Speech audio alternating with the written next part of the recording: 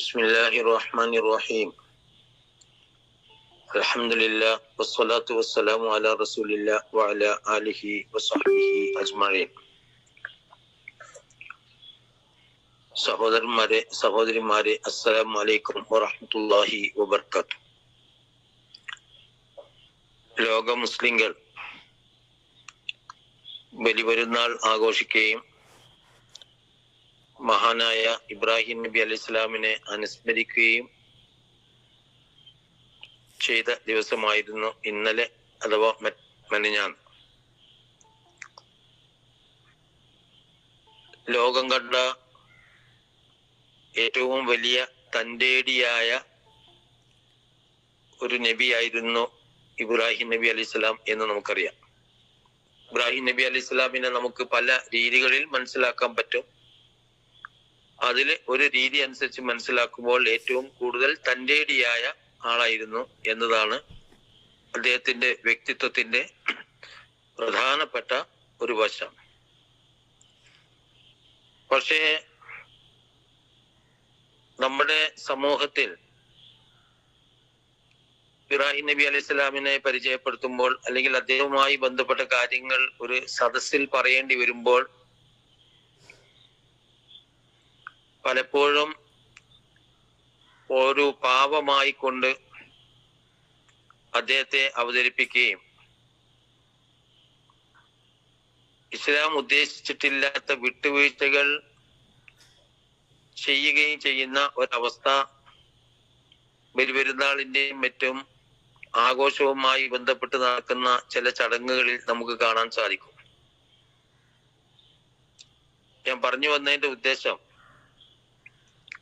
ഇബ്രാഹിം നബി അലൈഹി സ്വലാമുമായി ബന്ധപ്പെട്ട് വന്ന വിശുദ്ധ ഖുർആനിൽ വന്ന എല്ലാ സൂക്തങ്ങളും അദ്ദേഹത്തിന്റെ ചരിത്രവുമായി ബന്ധപ്പെട്ട എല്ലാ കാര്യങ്ങളും തന്റെ ഇടത്തിന്റെയും ആർജവത്തിന്റെയും ആദർശപരമായ വീര്യത്തിന്റെയും ഉദാഹരണങ്ങളും സംഭവങ്ങളുമായിരുന്നു എന്ന് കാണാൻ പറ്റും.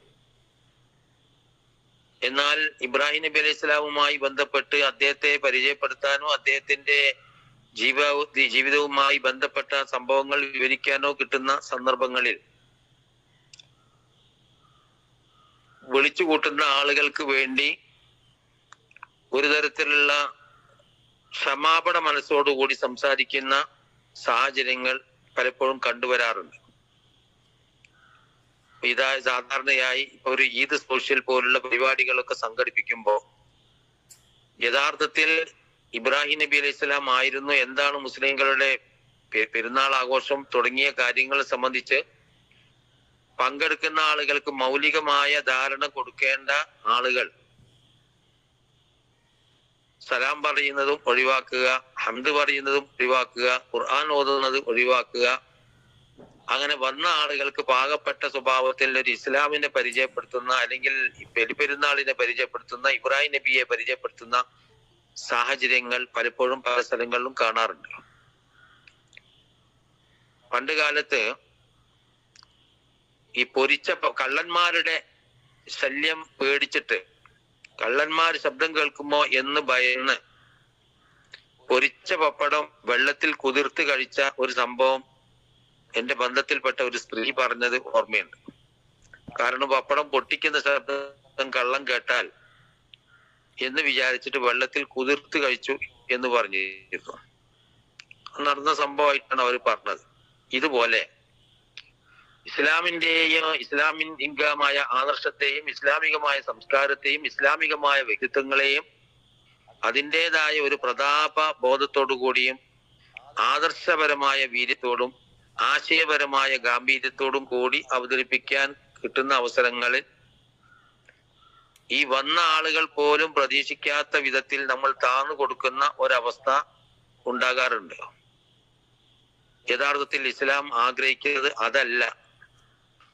നമ്മളായി തന്നെ നിന്നുകൊണ്ട് മറ്റുള്ള ആളുകളെ ഉൾക്കൊള്ളാൻ കഴിയുന്ന ഒരവസ്ഥ പ്രകടിപ്പിക്കുകയാണ് നമ്മൾ യഥാർത്ഥത്തിൽ ചെയ്യേണ്ടത്. അതായത് നമ്മൾ നമ്മുടെ ആദർശത്തിലും ആദർശപരമായ ഗാംഭീര്യത്തിലും അതിന്റെ അന്തസ്സിലും തല ഉയർത്തിപ്പിടിച്ച് നിന്നുകൊണ്ട് തന്നെ, ഒന്നുകൂടി വ്യക്തമായി പറഞ്ഞാൽ, ഏക ദൈവ വിശ്വാസത്തിൽ അധിഷ്ഠിതമായ ഒരു സാമൂഹിക ക്രമം ഉണ്ടാക്കാനാണ് ഇബ്രാഹിം നബി അലൈഹിസ്സലാം എന്ന് വെട്ടിത്തുറന്ന് പറഞ്ഞുകൊണ്ട് തന്നെ എല്ലാ ആളുകളെയും ഉൾക്കൊണ്ടുകൊണ്ടും അവരുടെ വിശ്വാസങ്ങളെ ആദരിച്ചുകൊണ്ടും എല്ലാവർക്കും അവരുടേതായ അവസരങ്ങൾ നൽകിക്കൊണ്ടുമുള്ള ഒരു സമീപനമാണ് ഇസ്ലാമിന് സമർപ്പിക്കാനുള്ളത് എന്ന കാര്യമാണ് നമ്മൾ ആളുകളോട് പറഞ്ഞു കൊടുക്കേണ്ടതും അവരെ പറഞ്ഞ് മനസ്സിലാക്കേണ്ടതും. അപ്പൊ ഇവിടെ പല സന്ദർഭങ്ങളിലും പല ചർച്ചകളിലും ഇതുപോലെ നടക്കുന്ന പല പരിപാടികളിലും പങ്കെടുത്ത ഒരാൾ, നിങ്ങളും പങ്കെടുത്ത ആളുകളാണ് പലപ്പോഴും. അങ്ങനെ പങ്കെടുത്ത ഒരാൾ എന്ന നിലയ്ക്ക് പലപ്പോഴും കേട്ടിട്ടുള്ള ഒരു കാര്യമാണ് ഈ ഒരു അടിയറവ് പറയുന്ന സ്വഭാവത്തിലുള്ള സംസാരങ്ങൾ. ഇത് വെറുതെ നമുക്ക് തോന്നുകയാണ്, നമ്മൾ അങ്ങനെയാണ് അവരുടെ മുമ്പിൽ കാര്യങ്ങൾ പറയേണ്ടത്, അവതരിപ്പിക്കുക. അങ്ങനെയല്ല, അത് അവരും പ്രതീക്ഷിക്കാത്ത കാര്യമാണ്. അപ്പൊ നമ്മൾ നമ്മുടേതായ ആശയപരമായ ആദർശപരമായ ആ ഒരു ഔന്നത്യം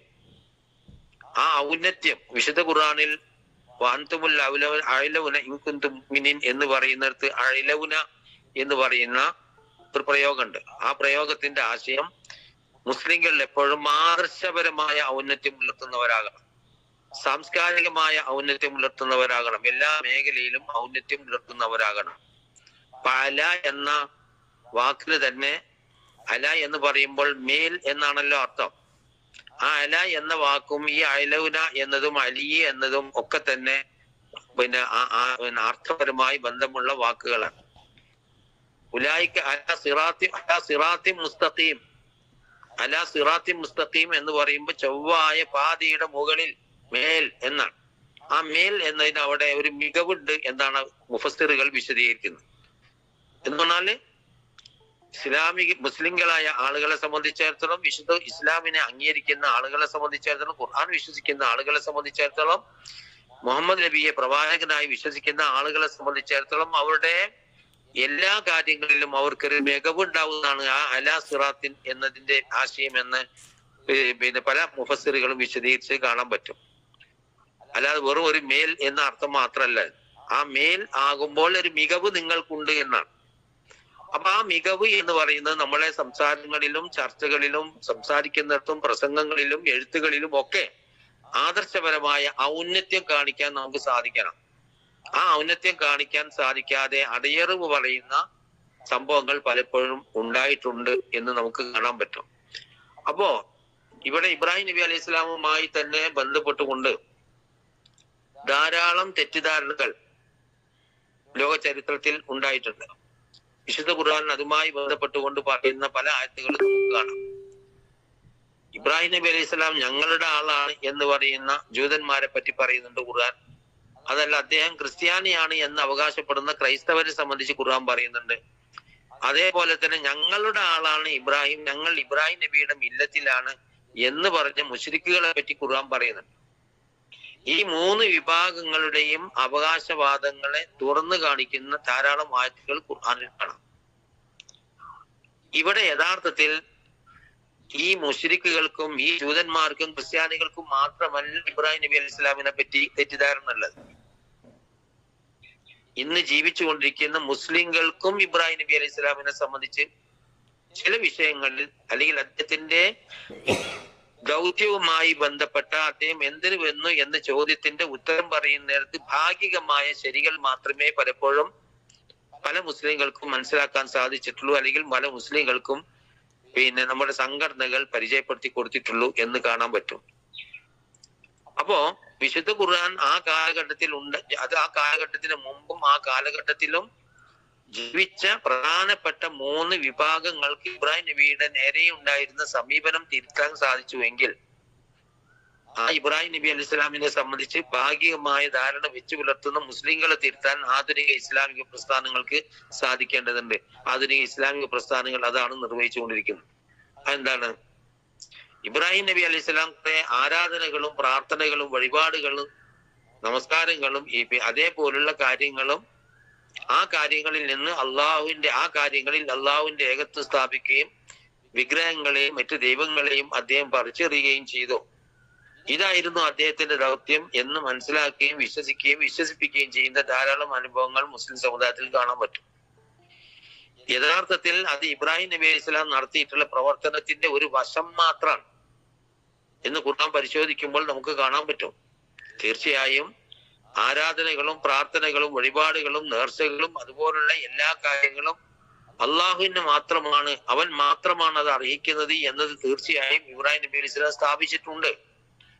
പക്ഷെ ഇബ്രാഹിം നബി അലൈഹി സ്വലാം വന്നിരുന്നത് യഥാർത്ഥത്തിൽ ഈ വിഗ്രഹാരാധനയുടെയും ഭൗതിക വിശ്വാസത്തിന്റെയും മേൽ കെട്ടിപ്പടുക്കപ്പെട്ട എല്ലാത്തിനെയും കീഴ്മേൽ മറിച്ചുകൊണ്ട് ഇസ്ലാമിൻ്റെത് മാത്രമായ ഒരു തനത് സംസ്കാരം, തനത് വിശ്വാസ ആചാരക്രമങ്ങൾ, ഒരു അധികാര വാഴ്ച സ്ഥാപിച്ചെടുക്കാനായിരുന്നു എന്ന ഒരു സമ്പൂർണമായ വായന ഇബ്രാഹിം നബി അലൈഹി സ്വലാമിന്റെ വിഷയത്തിൽ പലപ്പോഴും മുസ്ലിം സമുദായത്തിന് മത പണ്ഡിതന്മാരുടെയും നേതാക്കളുടെയും സംഘടനകളുടെയും ഭാഗത്ത് നിന്ന് പലപ്പോഴും കിട്ടാത്തത് കൊണ്ട് ഇബ്രാഹിം നബി അലൈഹി സ്വലാമിനെ ഇപ്പോഴും പല ആളുകളും പരിചയപ്പെടുത്തുമ്പോൾ അദ്ദേഹം ഇന്ന ഈ കാര്യങ്ങൾ ചെയ്യാൻ വേണ്ടി വന്ന മഹാനാണ് എന്ന് പറഞ്ഞുകൊണ്ട് ഇബ്രാഹിം നബി അലൈഹി സ്വലാമിനെ ഒരു മൂലയിൽ ഒതുക്കുന്ന ഒരവസ്ഥ നമുക്ക് കാണാൻ പറ്റും.